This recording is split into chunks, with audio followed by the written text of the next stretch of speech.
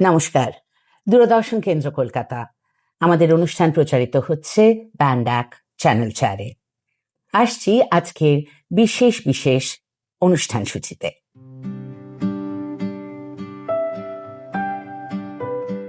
নমস্কার। নমস্কার। আজকে চলে এসেছে একদম একটা অন্যরকম আড্ডা নিয়ে। আজকের আড্ডার টপিক হচ্ছে মামেকে দেখলে যেটা সবার মনে প্রশ্ন আসে যে আচ্ছা ওনাকে যেন অন্য কোথাও একটা দেখেছি, উনি কি দূরদর্শনে ছিলেন? তো এই প্রশ্নটা আমাদের সবার আসে মনে। তো আজকে টপিক হচ্ছে ওনার সাথে দূরদর্শনের সম্পর্ক কিভাবে গড়ে উঠলো, কিরকম, কত রকম গল্প আমি তো শুনেছি অলরেডি, আরো নতুন কিছু শুনবো। তো আজকে তোমাকে আমি প্রথম শুরু করতে বলবো, তুমি যেভাবে টিভির পর্দায় আমরা তোমাকে যেভাবে দেখতাম, যেভাবে তুমি একটা অনুষ্ঠান শুরু করতে, আমার মনে হয় আমার করলে 5:30টার, হ্যাঁ 5:30টায় চ্যানেল 1 অ্যান্ড অ্যানাউন্সমেন্ট হতো কিছু, ওপেনিং অ্যানাউন্সমেন্ট। তো আমি একদম অ্যাকশন বলবো, তোমাকে কিন্তু ওটা যেতে হবে, ঠিক আছে? Ready? Floor manager. Yes, ready, roll camera, action. নমস্কার, দূরদর্শন কেন্দ্র কলকাতা। আমাদের অনুষ্ঠান প্রচারিত হচ্ছে ব্যান্ড এক চ্যানেল 4-এ। আসছি আজকের বিশেষ বিশেষ অনুষ্ঠান সূচিতে। বাহ, কি সাংঘাতিক বলুন তো, একদম পাশে লাইভ দেখতে পাচ্ছি। কেন আমি সাংঘাতিক বলছি? এখন তো অ্যানাউন্সমেন্ট অনেকেই করে, এখন তো অ্যাঙ্কার অনেকেই, সবাই অ্যাঙ্কার আমার মনে হয় এখন, যেই একটু ভালো কথা বলতে পারে সবাই প্রেজেন্ট করে, অনুষ্ঠান প্রেজেন্ট করে। কিন্তু দূরদর্শনে সেই সময় দাঁড়িয়ে দূরদর্শনে অ্যাঙ্কার হওয়া বা দূরদর্শনে একজন অ্যানাউন্সার হিসেবে প্রতিষ্ঠিত হওয়া, আমার মনে হয় এটা চারটিখানি ব্যাপার নয়। এখন আমার মনে হয় এখন আমাদের যুগটা, আমাদের কাছে এখন প্রচুর অপরচুনিটি, এখন আমাদের কাজের প্রচুর অপরচুনিটি। আমি নিজে, আমি আমার জেনারেশনে আমি দাঁড়িয়ে বলবো, কিন্তু তোমাদের সময় তো তা ছিল না। কত সীমিত চ্যানেল, বিশেষত হ্যাঁ চ্যানেল তো শুধুই, মানে আমরা যখন শুরু করেছি তখন তো শুধুই দূরদর্শন, শুধুই দূরদর্শন, এবং কলকাতা দূরদর্শনে 2টো চ্যানেল মধ্যে। তারপরে আস্তে আস্তে আস্তে আস্তে বিস্তার লাভ করলো, সেগুলো পুরোটাই আমাদের পুরো কর্মজীবনের মধ্যে। কিন্তু একটা কথা, মানে আজকের দিনে দাঁড়িয়ে যেমন অ্যাঙ্কারিং করে বা অনুষ্ঠান পরিবেশনা বা বাচিক শিল্পের অনেক কিছুর ওপর দিয়ে লোকে ভাবতে পারে যে আমরা শুধুমাত্র এটা নিয়েই আমি আমার ক্যারিয়ার তৈরি করব। আমাদের সময় কিন্তু এটা একদম মানে কেউ চিন্তাই করতে পারতো না। কিন্তু মানে কত মানুষ আর কি করো, মানে দূরদর্শনে অ্যানাউন্সার বা নিউজ কাস্টার, পরে যখন পরবর্তী সময় হয়েছি তারপরে লোকে জিজ্ঞেস করতো মানে আর কি করো, এবং সেটা আমাদের একটু কিন্তু নাচের ক্ষেত্রেও রয়েছে। হ্যাঁ, সেটা আমরা রোজ ফেস করছি। নাচ করি, আর কি এখনো করছি, গান, নাচ, গান, আঁকা। আমার মনে হয় আমাদের এইটা প্রত্যেক শিল্পীকে বিরাট বিরাট একটা অ্যাভিনিউ খুলে গেছে, এবং প্রচুর আমার মনে হয় সোশ্যাল মিডিয়াও সেখানে কিছুটা বিরাট একটা জায়গা আছে। এবং তার আগে থেকে আমি অনেক ক্ষেত্রে লক্ষ্য করি যে অনেক সুযোগ, অনেক ছোট ছোট প্রোগ্রামে আমি দেখি যে নতুন নতুন মুখ, অ্যাঙ্কার হিসেবে নতুন নতুন মুখ, নিউজ রিডার, কত নিউজ চ্যানেল, তখন তো ছিলই না এইসব, সেইসব তো ছিলই না। ন্যাচুরালি সেই সময় ওটা ভাবাটাও ব্যাপার ছিল, শুধুই এটাই ভিত্তি করে। তুমি কোনোদিনও ছোটবেলা থেকে ভেবেছিলে? মানে না, ছোটবেলায় আমার ইচ্ছে যে আমি এয়ার হোস্টেস হব। কেন জানি না, প্লেনে উঠে এয়ার হোস্টেসদের দেখে ভীষণ বোধহয় সবাই খুশি হতাম। আমার মনে হয় সব মেয়েদেরই মনে হয় একটু একটু ইচ্ছা হয়, কিন্তু সেটাও কিন্তু বেশ মানে ভীষণ কঠিন। এবং আবারও আমি বলবো সেই মুহূর্তে এখন অনেক স্কোপ, আমি তো বলছি অনেক স্কোপ, অনেক।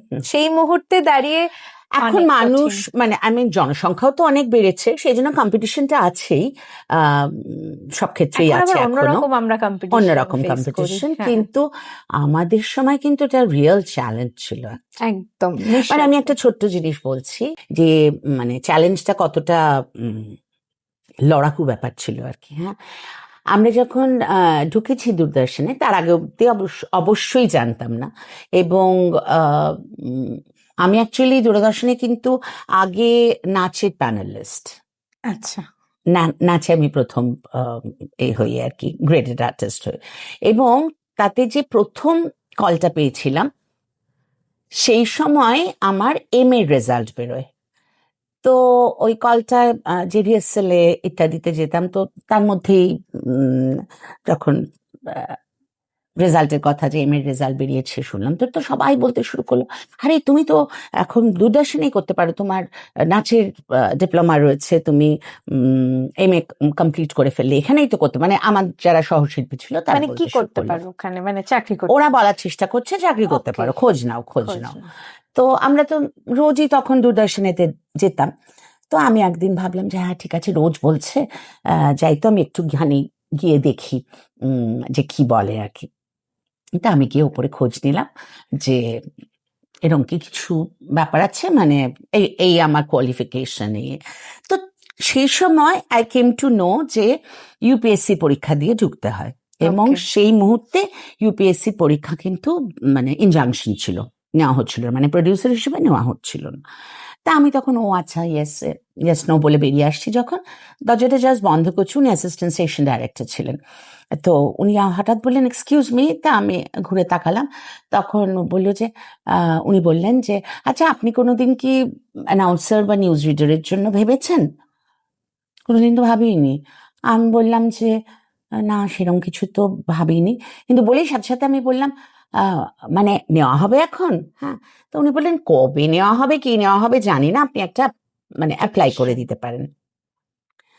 আমি অ্যাপ্লাই করলাম, সে মানে নিউজেও করেছিলাম, এতেও করেছিলাম, অ্যানাউন্সারও করেছিলাম। ও মা করে তারপরে তো আর 2.5 বছর তার কোনো মানে কোনো সারা শব্দ নেই।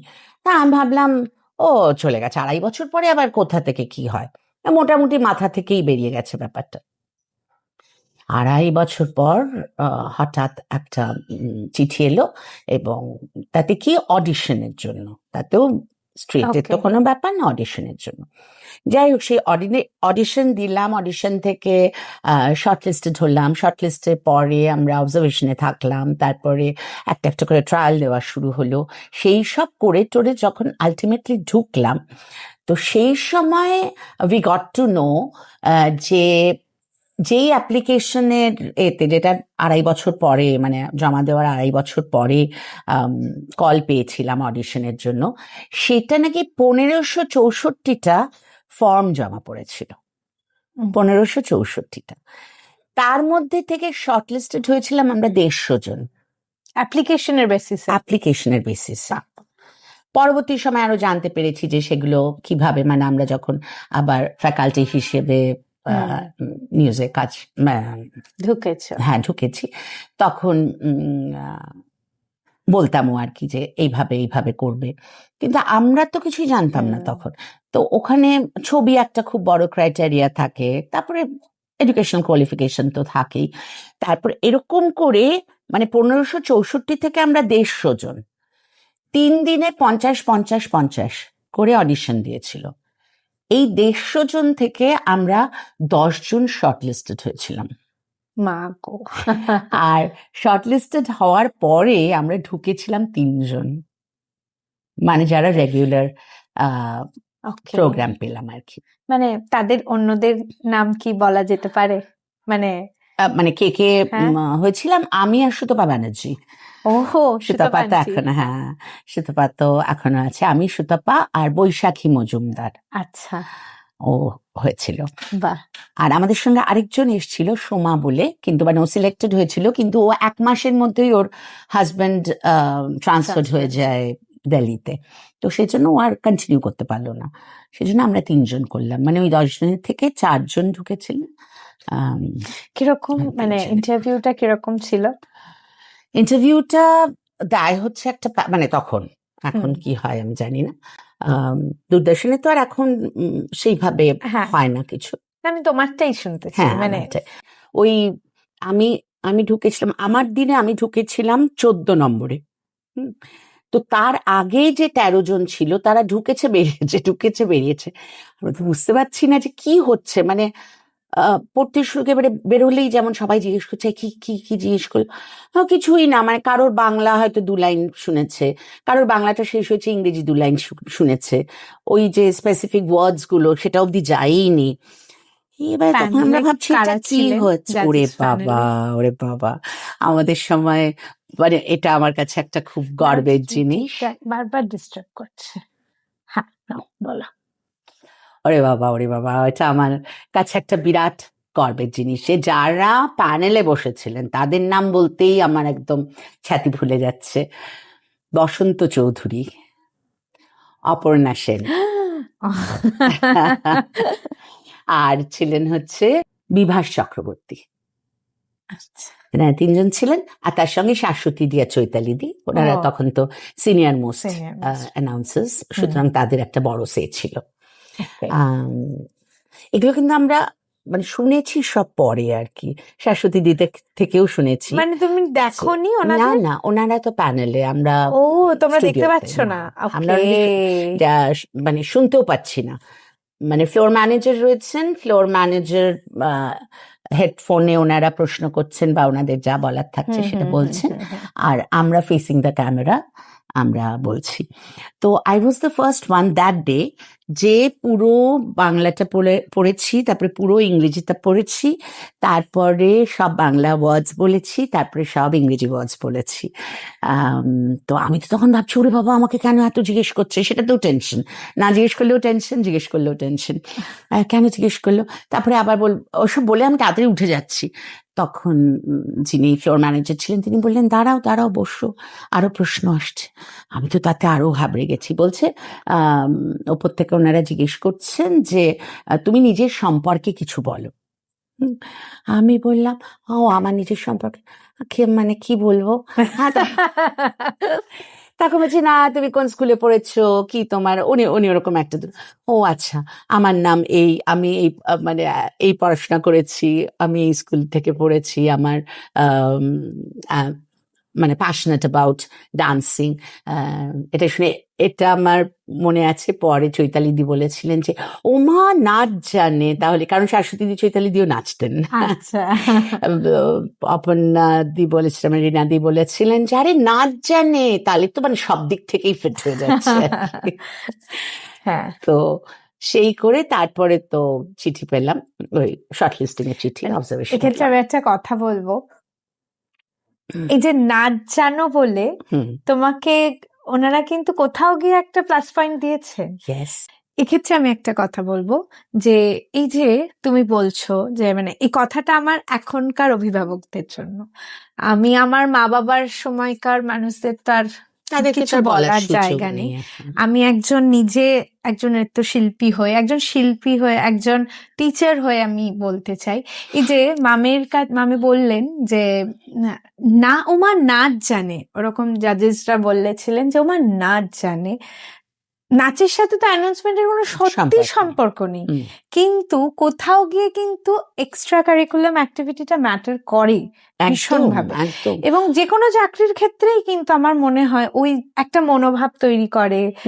একটু মানে শুধু পড়াশোনার প্রতি বাচ্চাদের যে এখন চাপ বেড়ে গেছে, এবং আমার মনে হয় যে সেই ক্ষেত্রে যে কোনো একটি বাচ্চার মানে ছাত্রছাত্রী যেই হোক না কেন, whatever they are passionate about, যেটা ভালোবাসে করতে, হ্যাঁ, সেটা যে নাচই হতে হবে তা না, নাচ, গান, খেলা, আঁকা, ক্যারাটে, এনিথিং। এবং এখন তো এত অ্যাভিনিউজ খুলে গেছে, কত ইঞ্জিনিয়ারিং করছে না, তারা কিন্তু ভালো কুক।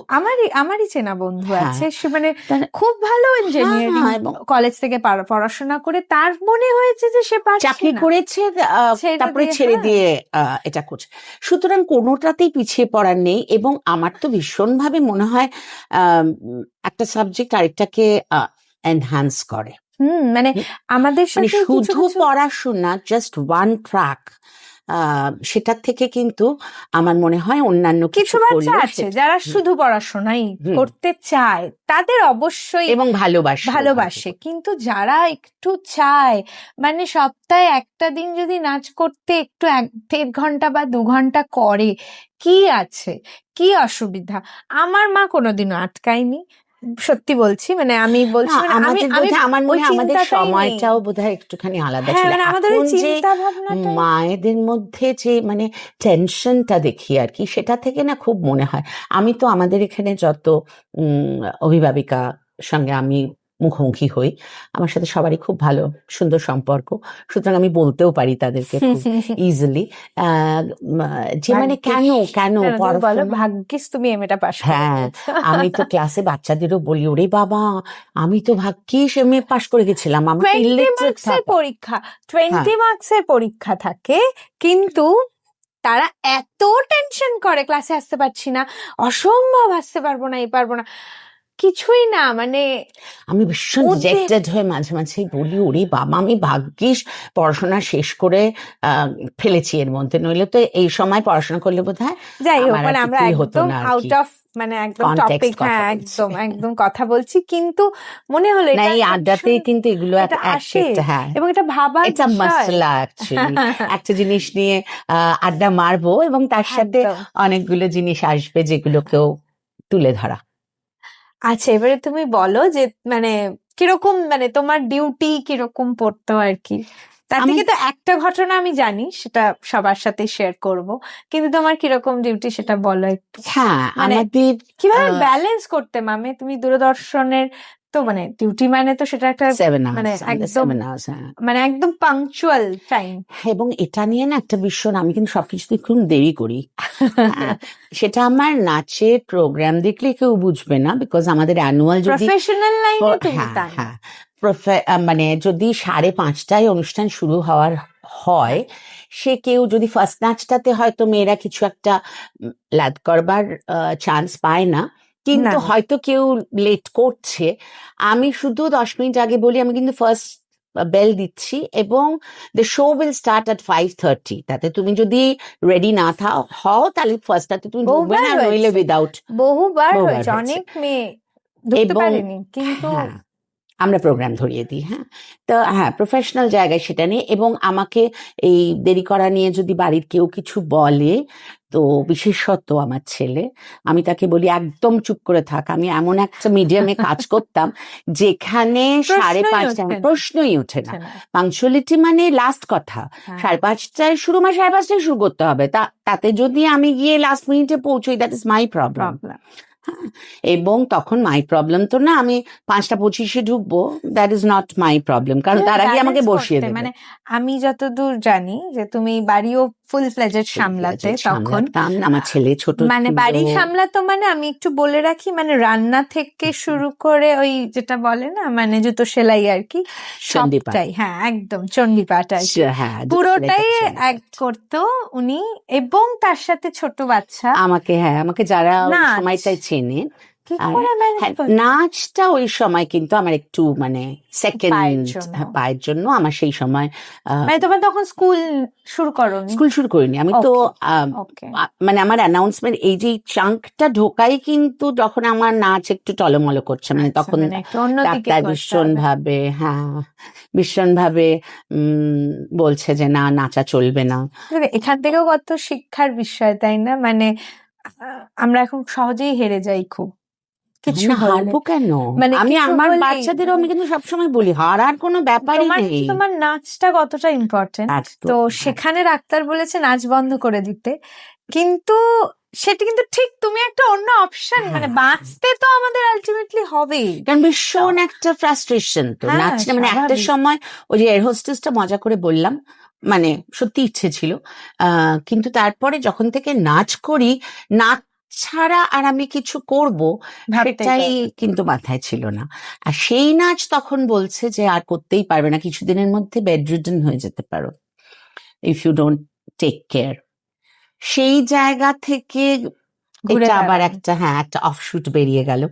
এবং আমি যেই সময়টা নাচে লুজ করেছি, মানে আমার যারা সমসাময়িক তারা সকলে বলতো যে আমরা যেই সময়টা স্ট্রাগল করেছি নিজেদের জায়গা পাওয়ার জন্য, সেই সময়টা আমি দূরদর্শনে কাজ করেছি এবং পপুলারিটিটা তখন সেখান থেকে এসেছে। সেই জন্য যখন আবার নাচে ফিরে এলাম তখন কিন্তু আমি পুরো ব্যাকিংটা এটার পেলাম আর কি। যাই হোক, যেটাই হোক, যাই হোক, হ্যাঁ, আমার ফার্স্ট সোলো আমার ফার্স্ট ওড়িশি সোলো যখন আমি করি, তখন কিন্তু প্রচুর রিপোর্টার্স সব এসেছিলেন, কিন্তু তারা দেখতে এসেছিলেন যে দূরদর্শনের ঘোষিকা সে আবার নাচও করেন, কারণ তারা জানতোই না যে আমি নাচ করতে পারি। এবং সেই নাচ দেখে অনেক আমার কাগজে বেরিয়েছিল, কাটিংস আছে, দেখাতেও পারিস, সেই সব আছে। হ্যাঁ, তো সেখানে সকলে এসেই বলেছিল, মানে আপনার কি নাচটা আগে থেকেই ছিল নাকি আমরা তো পর্দাতেই তোমাকে দেখে বললে না নাচটাই আমি নাচটাই ছিল, আজ নাচটাই বন্ধ, সেই জন্য আমি এটা এটা তোমার একটা আলাদা শেখা, মানে সবসময় শিখছি আমরা। হ্যাঁ, শিখছি, ওটা একটা আলাদা, ওটা হওয়ার ছিল। সেটাই।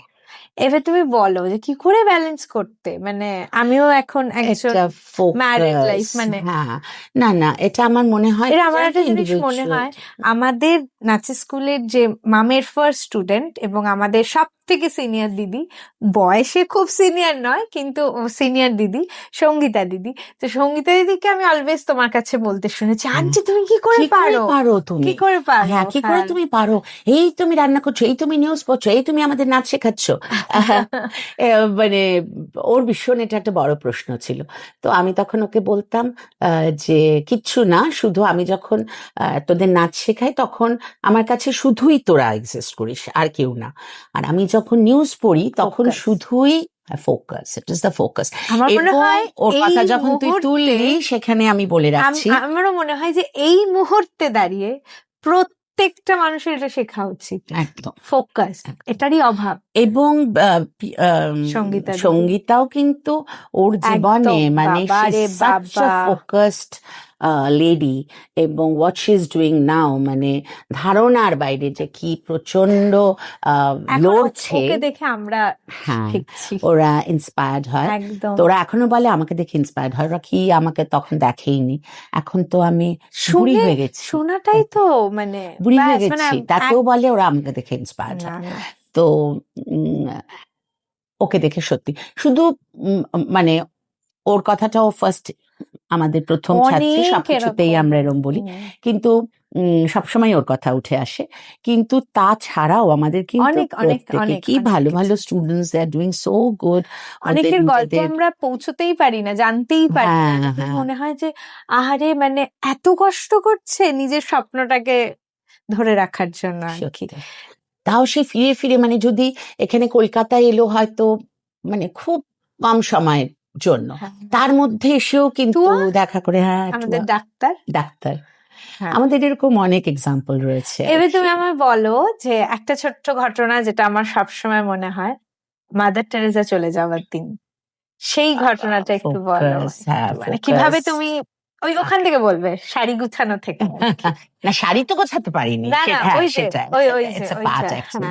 অ্যাকচুয়ালি মাদার টেরেসা যখন চলে যান, যারা আমার সমসাময়িক বা আমার আশপাশে বয়স তারা সবাই জানেন যে প্রিন্সেস ডায়ানা তার আগেই গেছেন, তার 3-4 দিনের মধ্যে, মানে যেদিনকে ওনার ফিউনারাল সেদিনকে মাদার টেরেসা চলে গেছেন। সো সেই সময় বিবিসি ওয়ার্ল্ড সবাই মানে তখন ডায়নার ওটাই দেখছে আর কি। আমিও ডিউটি করে ফিরেছি, আমার ফার্স্ট চ্যানেল ডিউটি ছিল, 1:30টায় ছুটি হয়েছে, তারপরে চলে এসেছি। তখনও ডায়না, মানে সব জায়গায় যখন শোনা হচ্ছে। এবার ডায়নার আমাদের কাছে কিন্তু ওই বিবিসি ওয়ার্ল্ডটা তখন থ্রু দূরদর্শন, মানে দূরদর্শন যেটা আবার দেখাচ্ছে আর কি, সেটাই আমরা দেখছি। আমি বাড়িতে এসে খাওয়া দাওয়া সেরে রাত্রে কাজ টাজ করে সবাই শুয়েও পড়েছে, আমি শুয়ে শুয়ে ওই ডায়নার ওটা দেখছি। হঠাৎ দেখছি নিচ থেকে স্ক্রোল করছে মাদার টেরেসা passes away, যেই করেছে আমি তিরিং করে লাফ দিই, মানে এটা কিন্তু আমাদের শেখানো হতো আর কি, হ্যাঁ, তোমাদের আশপাশে কি চলছে। হ্যাঁ, তো মাদার টেরেসা মানে কলকাতা, এবং কলকাতা থেকেই প্রথম খবর উঠে যাবে, তার মানে তো আমাকে any moment I'll be called. কেন তুমি, কেন শুধু অনলি তুমি, কেন? যেহেতু আমি সবচেয়ে কাছে থাকি, দূরদর্শনের সবচেয়ে কাছে আমি, এবং এখানে একটা আমাদের গ্রেডেরও একটা ব্যাপার ছিল, মানে যারা ভালো করে সেখানে একটা গ্রেডেশনেরও ব্যাপার ছিল, কিন্তু সবচেয়ে কাছে থাকাটা কিন্তু একটা মানে স্পেশাল নিউজটা, মানে ওটা একটা, যখন ওই হ্যাঁ। বুলেটিন হুট করে যদি হ্যাঁ। কাউকে ডাকে তখন কিন্তু ডাকতে পারে। এবার আমি তখন ভাবছি আমার কি করা উচিত, আমার মানে তখন আমার করণীয় হচ্ছে, আমার এখনকার মতো মোবাইল তো না, না, তখন হচ্ছে ডিউটি অফিসে জিজ্ঞেস করা, মানে ওটা আমার ফার্স্ট ডিউটির মধ্যে আসবে কিন্তু, যে আমাকে কি দরকার, আমাকে কি দরকার, মানে ওরাই তো আমাকে ডাকবে কিন্তু। এবারে রাত তখন বাজে পৌনে একটা 8:10 এরকম, ঘুমও পেয়ে গেছে। তখন আমি ভাবছি আমি কি ঘুমোতে যাব নাকি ফোন আসছে না, একবার জিজ্ঞেস করে নি যে আমাদের এখান থেকে কি কিছু যাওয়ার আছে না। ডিউটি অফিসে ফোন করছি, ডিউটি অফিসে কেউ ফোন ধরছে না, ফোন বেজে যাচ্ছে না, এনগেজড আসছে। আমি খানিকক্ষণ করে ঘুম পেয়ে গেছে, আমি চলে গেছি শুতে, টিভি বন্ধ করে শুতে, জাস্ট শুয়েছি। তার 5 মিনিটের মধ্যে পি পি বাইরে থেকে হর্ন দিচ্ছে গাড়ির, আর একজনের গলা, এক ভদ্রলোকের গলা উর্মিলা উর্মিলা করে চিৎকার করছে। আমি তো ধরপড় করে উঠেছি, মানে তখন সবাই শুয়েছি আমি। আমি বললাম যে হ্যাঁ কি, মানে তখন কিন্তু আমি ভাবতেই পারিনি যে আমাকে তুলতে চলে এসেছে আর কি। হ্যাঁ, আমি যে কি হয়েছে, কি করছিস, আমি বললাম হ্যাঁ 1:45 কি করবো, আমি ঘুমানোর চেষ্টা করছি। বলছে আরে জানিস না এরকম হয়েছে। আমি বললাম হ্যাঁ দেখছিলাম। চল চল চল, এখন 1:30টার সময় আমাদের ধরাবে, First এখান news. থেকে ফার্স্ট টেলিকাস্ট টেলিকাস্ট হবে, মানে দিল্লি নেবে তো। এবং আমি অ্যাকচুয়ালি বাইলিঙ্গুয়ালও ছিলাম, মানে ইংরেজিতেও আমার ছিল আর কি, গ্রেডেশন ছিল। তো ফার্স্টটা নেবে তো তোকে ধরতে হবে রাত 1:30টায়। আমি ঘড়ির দিকে তাকালাম, তখন রাত 1:05 মতো, 5-7 ওরকম। হ্যাঁ, আমি না ও বলে যে শাড়িটা আমি সন্ধ্যাবেলা পরেছিলাম ওটাকেই এরকম ভাবে নিয়ে, ব্যাগের মধ্যেই ওটা ছিল, ওটাকে এরকম ভাবে তুলে নিয়ে আমি সিঁড়ি দিয়ে হাফ নেমে গেছি। নেমে যেতে যেতে আমার মনে হয়েছে আরে এটা তো স্যাড নিউজ মানে হচ্ছে তার সঙ্গে কিন্তু আমাদের ড্রেসটাও অন্যরকম হবে, সাদা কালোয় কোনো ড্রেস পরতে হবে। তো সাথে সাথে আমি ওখান থেকে আবার ওই সময় চিন্তা কর, উঠে এসে আলমারি খুলে সাদা কালো রং আলাদা করে রাখা থাকতো আমাদের আর কি, ওখান থেকে টেনে নিয়ে দৌড়ে বেরিয়ে গেলাম। আমি ঢুকলাম গিয়ে দূরদর্শনে 1:22 ঢুকে আমি ডিউটি অফিসে গেছি। ডিউটি অফিসে গিয়ে দেখছি আমাদের একজন অ্যাসিস্ট্যান্ট সেশন ডাইরেক্টর ওখানে বসে আছেন, মানে উনি তখন ডিউটিতে, মানে উনিও স্পেশাল কলে এসছেন। তো উনি বলছেন যে দেরি করো না, এখন ঠিক 1:30টায় কিন্তু দিল্লি ধরবে। হ্যাঁ, তখন ওখানে ব্রততিদি বাংলা নিউজটা পড়ছে, ঠিক আছে, বাংলায় একটা যাবে, তারপরে ওভার টু দিল্লি করে আমরা ওখান থেকে যাব। তো আমি তখন বললাম ও, তখন উনি না এরকম আমাকে একটা দিয়ে বললেন এটাকে ট্রান্সলেট করে পড়ে দাও। এতগুলো লেখা, তার বলতে আমি না বাংলায় লেখা, তোমাকে বাংলায় লেখা ইংরেজিতে সঙ্গে সঙ্গে পড়তে হবে। হ্যাঁ 5 মিনিট টাইম, তার মধ্যে আমি শাড়ি চেঞ্জ করব, গিয়ে বসবো। হ্যাঁ তেমন তো, মানে শাড়িটাকে চেঞ্জ করেছি, তখন তো মেকআপের ওই ব্যাপার নেই, জাস্ট একটুখানি এরকম মানে জাস্ট ফ্রেশন আপ করে দিল। আমি দৌড়তে গিয়ে ফ্লোরে ঢুকলাম, তখন 1 মিনিট বাকি। হ্যাঁ, আমি ওটার দিকে তাকালাম, তাকিয়ে আমি ফ্লোর ম্যানেজার প্লিজ বলো এটা এখন আমি দিতে পারবো, নেক্সটটা কখন, বললো 2টোয় যাবে। হ্যাঁ 2টোয় আমি পুরোটা করে দেবো, কিন্তু এখন আমি, মানে আমি তো একটা লাইনও পড়িনি। তুমি তোমার মতো অ্যানাউন্সটা করে দিতে চাইছো। এটা করতে করতে কিন্তু ওর হয়ে গেছে রাপটাপ, উঠে আমি বসে পড়লাম। আর আমি না কিরকম একটা যন্ত্রচালিতের মতন, আচ্ছা বলতে পার, ফার্স্ট নিউজটা ফ্রম কলকাতা চলে গেল, ইংলিশে চলে গেল। তারপরে 2টোর সময়ের মধ্যে আমি আবার পুরোটাকে স্ক্রিপ্টটাকে করে আবার বসলাম। মানে এরকম তো অজস্র ঘটনা, ঘটনা। তবে মানে শিখেছো না? প্রচুর শিখেছি, মানে what is ideal and what is বড় বড় হ্যাঁ মানুষের সাথে তুমি কাজ করেছো। দূরদর্শন থেকে কি তুমি কোনো অন্য মানে চ্যানেলে আর গেছো? মানে হ্যাঁ, লাস্ট আমি ছিলাম 24 ঘন্টায়, মানে তারা নিউজ যখন 24 ঘন্টা নিউজ নিয়ে এলো।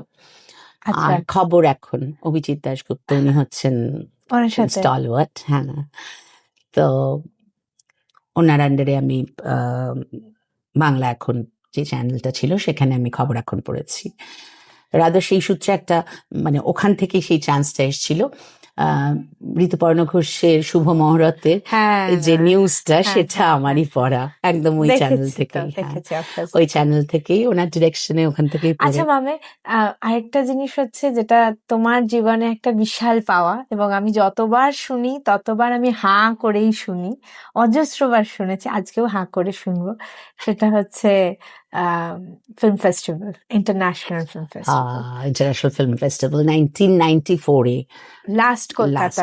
কলকাতায় লাস্ট হোস্ট করেছে, কারণ তারপরে সেইটার শোন একটু একটা ছোট্ট করে যদি তুমি বলো আর কি, মানে কিভাবে, এটা একটা সাংঘাতিক এক্সপিরিয়েন্স, সাংঘাতিক মানে মানে ওটা life time life time. International film festival host করছো তুমি। ইন্ডিয়ার ইন্ডিয়ান ফেস্টিভ্যাল, মানে যেটা আমাদের হ্যাঁ, কলকাতায় আর হয়নি। কলকাতা, তারপরে তো কলকাতা আলাদা ফিল্ম ফেস্টিভ্যাল নিয়ে এলো। তো সেটাতে প্রথম সেটার অডিশনে, যেহেতু বাইলিঙ্গুয়াল আমি ছিলাম, তো আমাদের যতজনই বাইলিঙ্গুয়াল ছিলেন তাদের সকলকেই ডাকা হয়েছিল আবার একটা অডিশনের জন্য, এবং যেটাতে একদম ফেস্টিভ্যালের ডিরেক্টর যিনি আর কি, মালতি সাহায়, উনি এসেছিলেন, এবং অ্যাসিস্ট্যান্ট ডিরেক্টর, ওনারা ডাইরেক্ট অডিশনটা নিয়েছিলেন আর কি। তো ওখানেও সিনিয়রিটি বেসিসে সব পরপর ঢুকছে। এবার এক একজন বেরিয়ে এক একটা বলছে। এখন উনি আর নেই, রীতা কয়রাল। রীতাদি বললো আমাকে, সবাই হ্যাঁ চেনে। সবাই চেনে।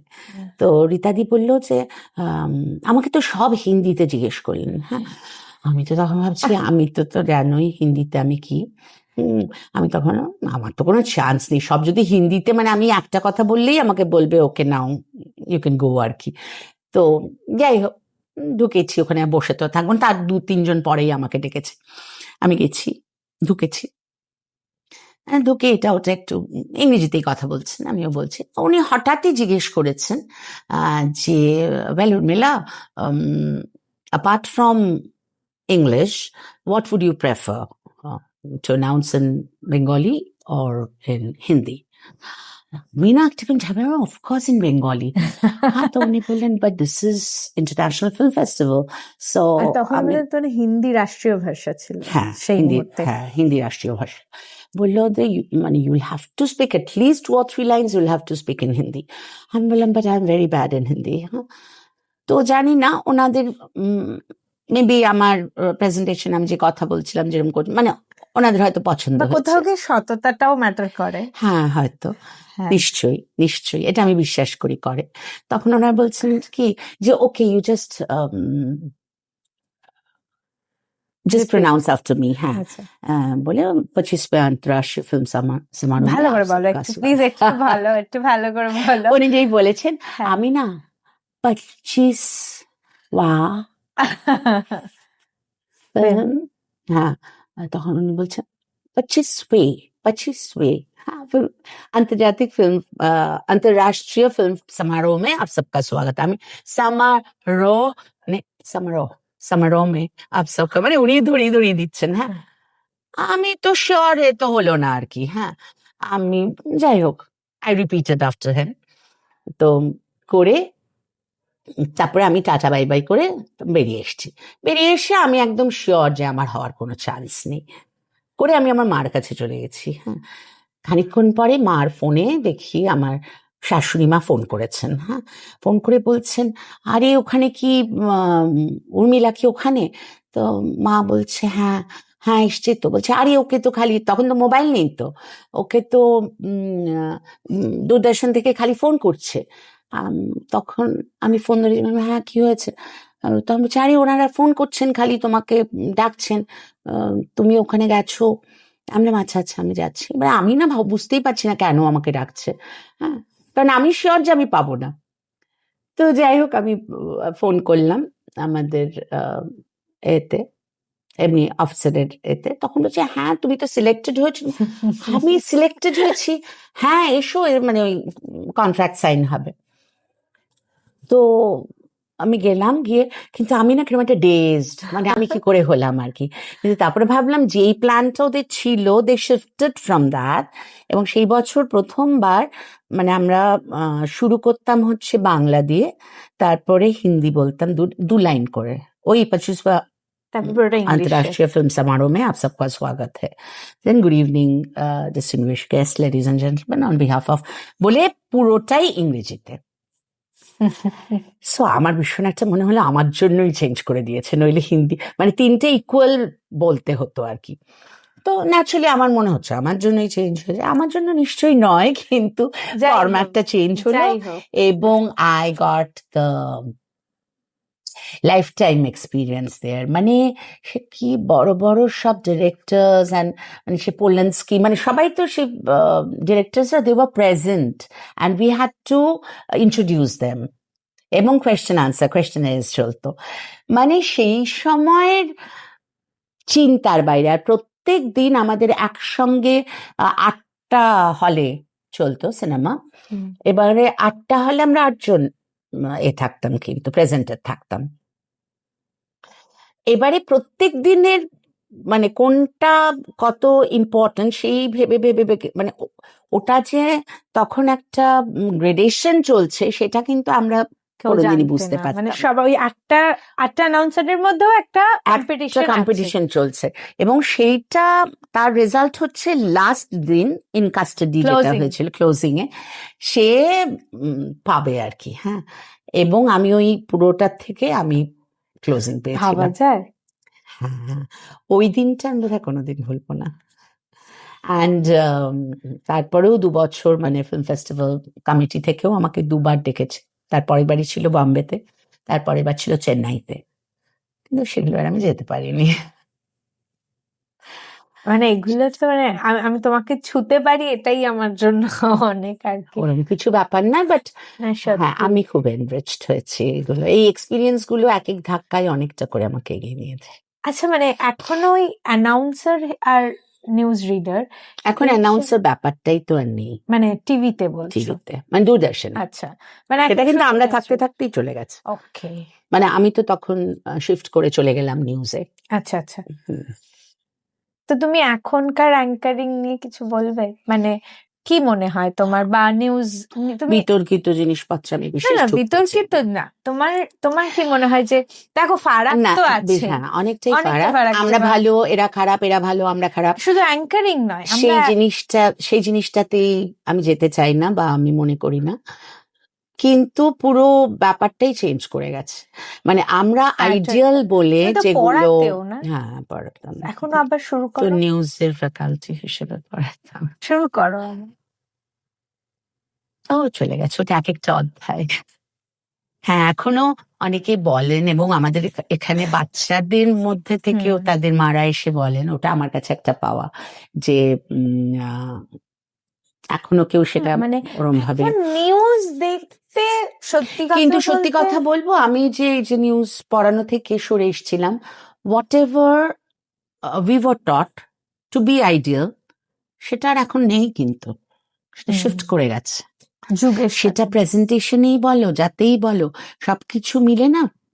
মানে আমি যেটা বলবো এখন লোকেরা, মানে আমি যেটাতে অভ্যস্ত, আমি যেটা বলবো, যেটা আমি জানি, সেটা পড়ালে এখনকার ছেলে মেয়েরা বলবে কি বলছে, এখন তো এরম দেখি না, এখন তো ইটস ডিফারেন্ট। চিৎকার করে নিউজ পড়ে, চিৎকার করে পড়ার কথা নয়, কিন্তু একটা ঘটনা ঘটেছে and that is being presented. আমি হচ্ছি মাঝখানে মানুষটা, যে একটা গ্রুপ অফ পিপল যারা জানে না খবরটা, একটা ঘটনা ঘটেছে, সেইটা আমি তাদের কাছে পেশ করছি। সেখানে কিন্তু আমার উত্তেজনা কোনো কাজই করবে না আর কি, কাজ করা উচিত না, কিন্তু এখন তো সবাই উত্তেজিত প্রচন্ড। আমি তো দেখি না কোনো নিউজের জন্য।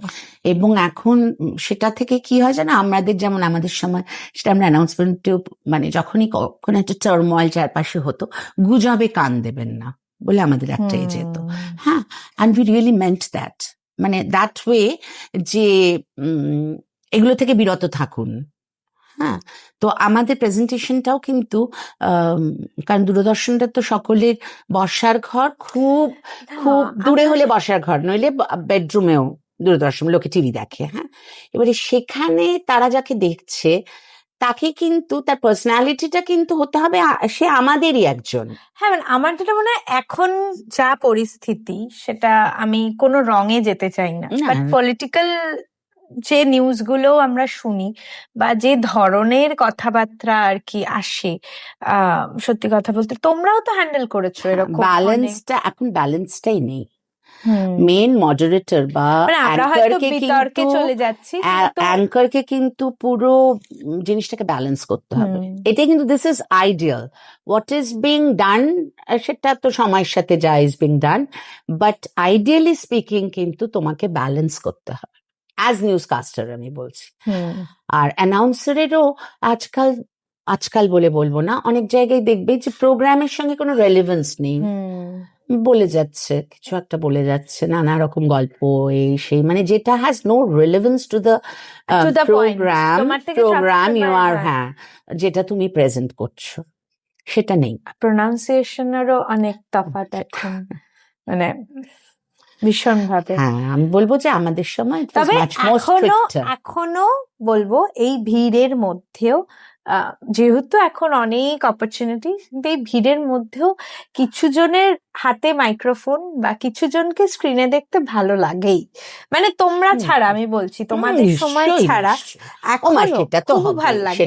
তো তারা যেন বেঁচে থাকে, শুধু এটাই আর কি, আর কিছু না, এই জগতে যেন তারা বেঁচে থাকে। এই এত চিৎকার, এত মানে চারিদিকে এত দাঙ্গার মধ্যে যেন তারা হারিয়ে না যায়, এটাই আর কি, আর কিছু না। ঠিকঠাক প্রতিভা হারায় না, কিছু প্রতিভা আছে এবং যাদেরকে হা করে এখনো শুনি আমরা, এখনো শুনি। আর তোমরা তো আলাদা, তোমাদের হাতে মাইক্রোফোন, আমরা আমাদের সঙ্গে না আমরা ঠিক আছে একটা সময় অবধি আমরা ছিলাম, এখনো ঠিক আছে, এক্সপিরিয়েন্সটা তো আছে, এখনো হয়তো অভিজ্ঞতার জোরে লোকে আবার দাঁড়িয়ে শুনবে, কিন্তু যারা কাজ করছে, আমি খুব মানে আমি খুব এটাতে আর কি মানে বলবো ক্রিটিক আর কি বলবো, যেহেতু খারাপ হলে আমি কিন্তু তোমায় বলি না যে জেনারেলি তুমি খারাপ করো না, তাই জন্য খারাপ বলতে পারি না, কিন্তু তোমার অ্যাঙ্কারিং এর কিন্তু আমরা একটা গ্রুপ আছে আমাদের, একটা আলাদা ফ্যান আমরা আর কি, মানে যখন তুমি নাচ করছো তা না, মানে সেদিন হয়তো নাচটা তোমার শারীরিক কারণ হোক যাই হোক হয়তো 100% হলো না, বাট সেই দিন হয়তো অ্যাঙ্কারিং অসাধারণ আর কি, মানে ওই তুমি সর্দি গলায় যখন গলাটা ধরে আছে মাইক্রোফোনে, ওই গুড ইভিনিং বা নমস্কার যখন বলছে, ওই যে গম গম করা আওয়াজটা, তো ওটার একটা আমরা আলাদা ফ্যান। তো শুধু তুমি, আরো অনেকে আছেন, মানে তোমার সময় আমার সঙ্গে কথা হচ্ছে তাই, হ্যাঁ অবশ্যই, আমি অনেকের নাম নিতে এখন নিলেই মনে হবে যে মা উনি বাদ হয়ে গেল, সেজন্য নাম নিচ্ছি না, কিন্তু তাদেরটাও যেরকম হা করে শুনি, এখন আমার সমবয়সী বা আমার থেকে হয়তো কিছুটা বড় বা কিছুটা ছোট, তাদের কথাও বলবো যে তাদেরটাও আছে। তো আর এখানেও না একটা পড়াশোনাটা খুব বড় জিনিস, একটা কাজ করে যে কোনো কাজেই, সেটা আমরা যখন নাচ নিয়ে বলি তাতেও আমি কিন্তু এই কথাই বলবো, অ্যাঙ্কারিং এর ক্ষেত্রেও তাই, মানে যে কোনো অলিন্দেই আর কি, তুমি যাই করো না কেন পড়াশোনাটা তো কাজে দেবেই আর কি। চলো, খুব ভালো, আজ এই পর্যন্তই। হ্যাঁ, আজ এই পর্যন্তই। কিছু কিছু হয়তো বাদ চলে গেল, দূরদর্শন তো আর এইটুকু কথা নয়। আসলে কি আমি আচ্ছা 15 বছর 18 বছরের কথা আমি ঝট করে আধ ঘন্টায় বলা, প্রতিটা দিন কিন্তু নতুন দিন এবং নতুন অভিজ্ঞতা, তো সেটা একটা ভীষণ এনরিচিং জিনিস। হ্যাঁ, এবারে সেটা আমার কোনোদিনই মনে হতো না, এবং আজকে আমি যা শিখলাম সেটা কিন্তু আমায় পরবর্তী সময় হেল্প করছে, মানে কোনো না কোনো এতে ঘুরে ঘুরে সেটা আসছে। একদম একদম, এবং আমরা শুনেও কিন্তু আমাদের মাথায় মানে অনেক কিছু শিখতে পারছি, মানে অ্যাঙ্কারিং তো আর শিখতে পারছি না, মানে সেটা তো সম্ভব না, বাট তার সাথে এই যে তুমি কত ঘটনা বলি, যে একটা স্যাড নিউজ পড়তে যাচ্ছ তার জন্য সাদা কালো, এই যে ভাবনাটা, আমার তো মনে হয় এখন এই ভাবনাটারও অনেক অভাব। তো সেই যে আমরা শিখলাম যে আচ্ছা এখানেও ভাবনা আছে, তো এটাও তো একটা ভীষণ জরুরি। তো যাই হোক, আমাদের আড্ডা এরকম চলতেই থাকবে, সাথে আপনারা আছেন, থাকবেন।